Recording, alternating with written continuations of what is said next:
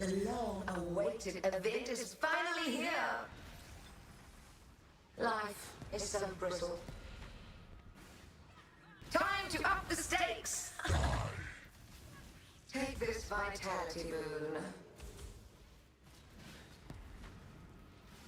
Such wildly delightful desperation.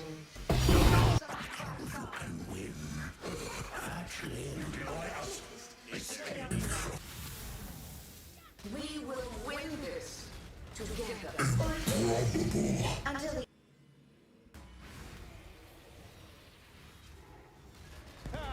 Plenty more. I am alive.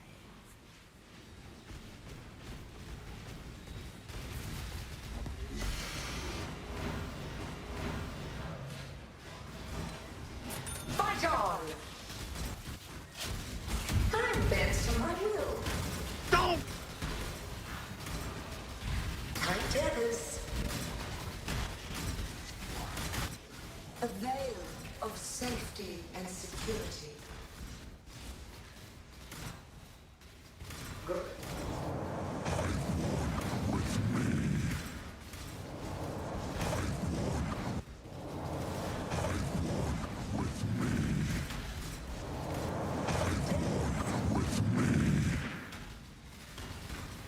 A veil of safety and security.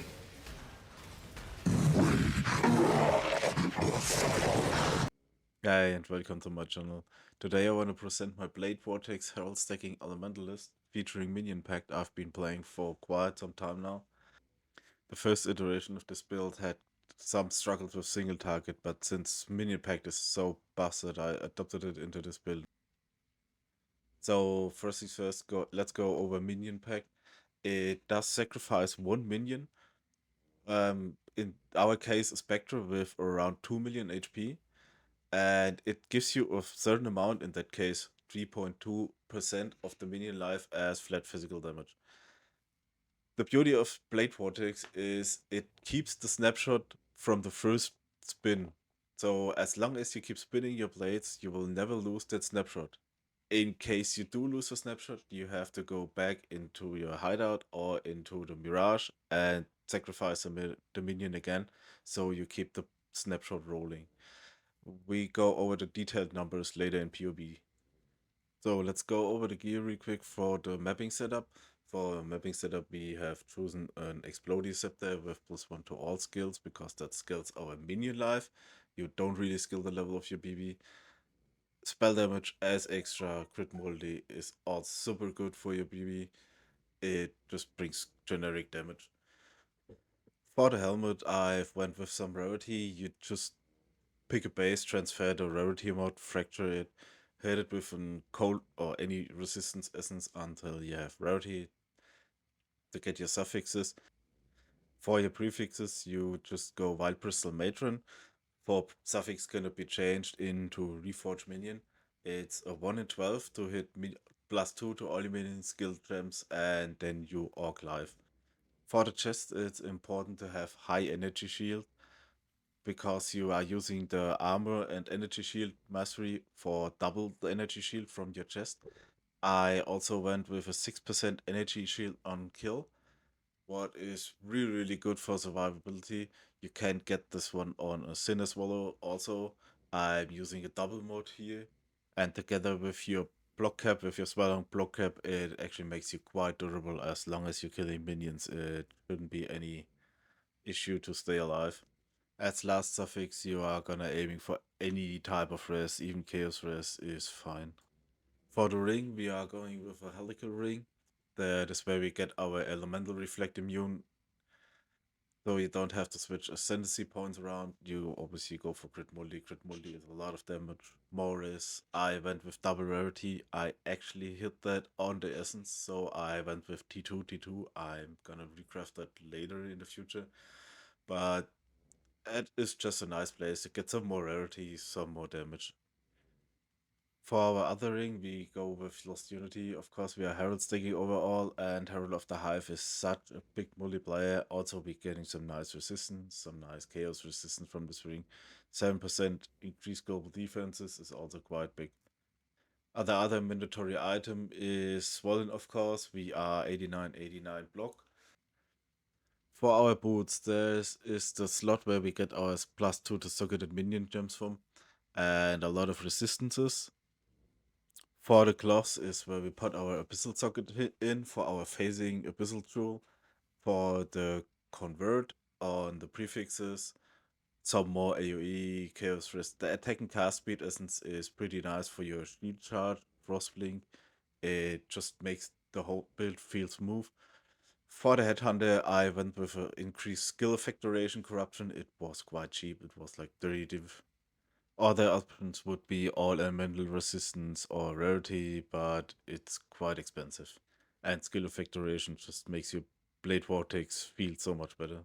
For the flasks, I'm going with Progenesis, Wine of the Prophet. You don't really need this flask, but I kind of like it, and I already had it. Sinner's Swallow Urn is kind of mandatory. You can switch to a mana gain on kill for Norwegian maps if you like, but it's not really necessary. I'm using an Enduring Mana Flask in that case. But together with the chest, you're getting 9% energy shield on kill, which is quite massive. The other flasks are just a gold flask and a quicksilver flask.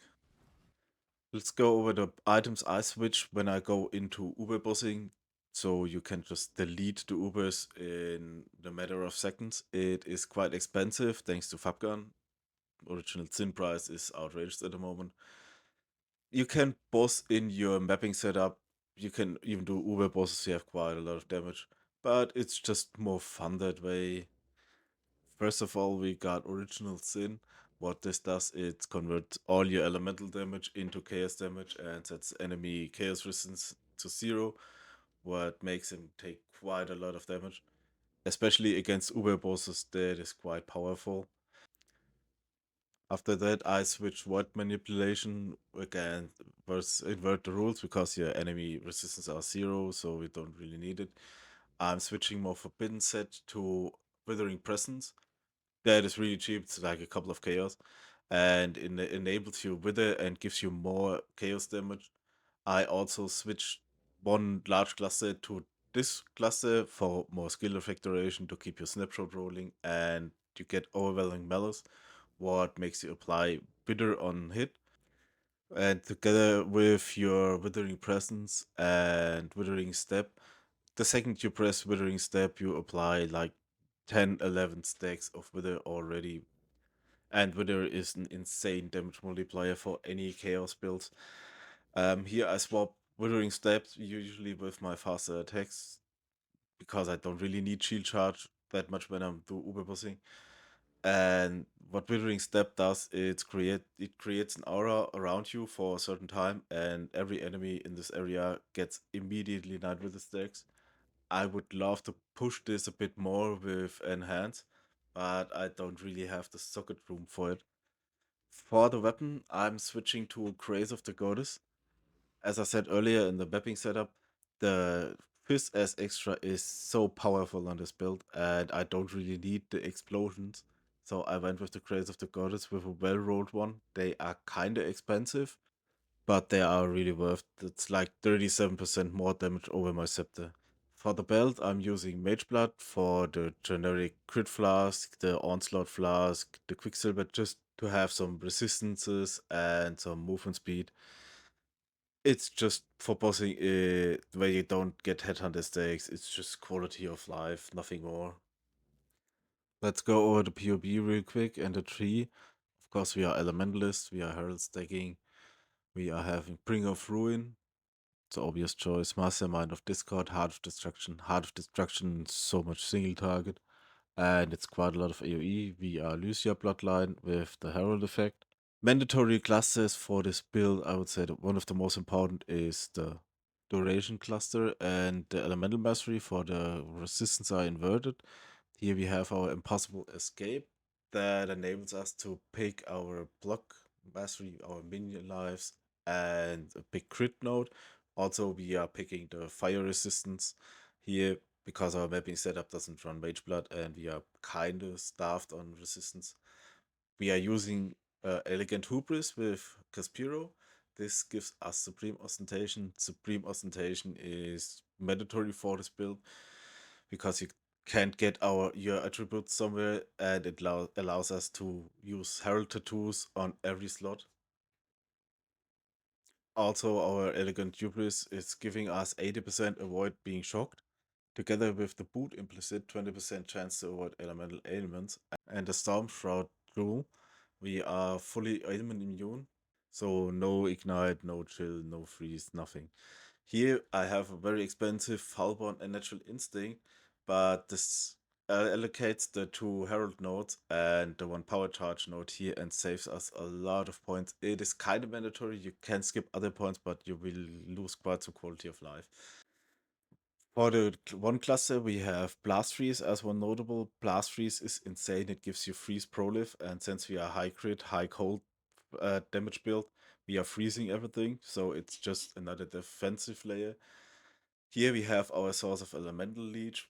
For the medium clusters, we went with one AoE cluster with Assert Dominance and Vast Power. It gives us just huge AoE. It's a lot of our Forbidden set. For the other three medium clusters, I fractured increased area of effect on an area cluster and fogged it over to an Herald cluster, so I can roll Empowered Envoy and Endbringer. We got this 3 times. You don't really need the fracture, it is just a bit more AE. For the other large cluster, I went with a full Chaos cluster. You could fog it over to elemental damage, but I'm using the generic damage for bossing. I wanted to have Unspeakable Gift and Wicked Paul for the increased duration.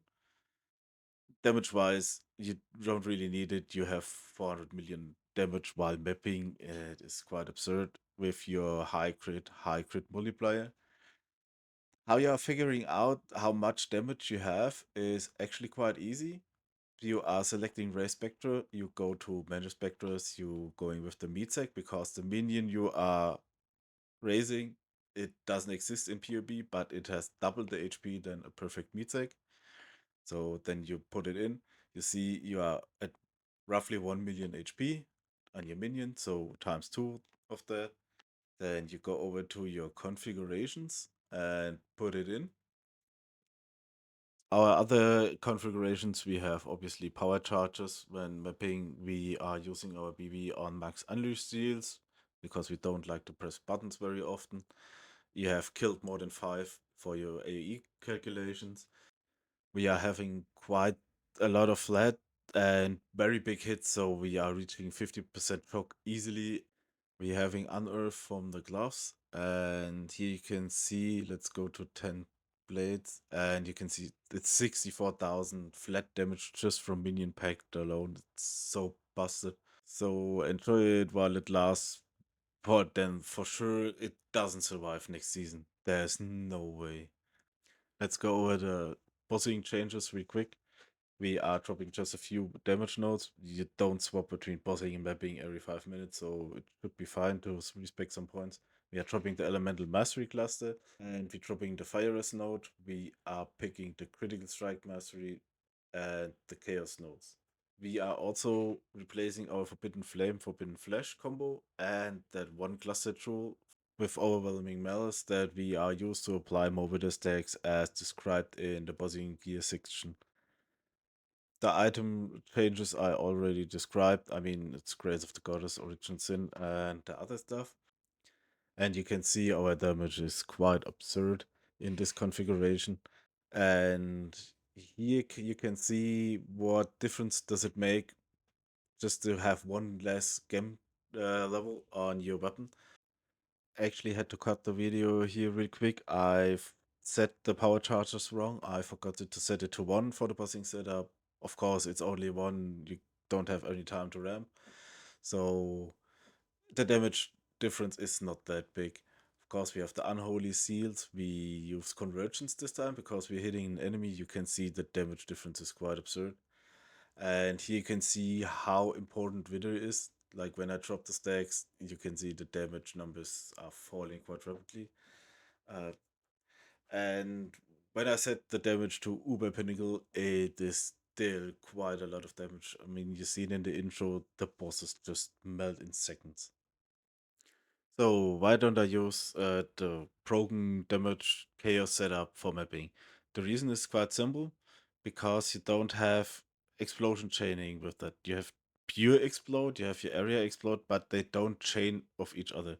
And I have a clip here where I just run into a pack and you can see how the explosions chain of each other. I mean, you see how this works is your Fizz explode triggered Herald explode triggers Fizz explode, and so on. I've had breaches where I basically exploded the whole breach at once. It is kind of scary sometimes because you have to be a bit careful so you don't explode the res and the boss immediately before you clear the round, but it's quite a lot of fun.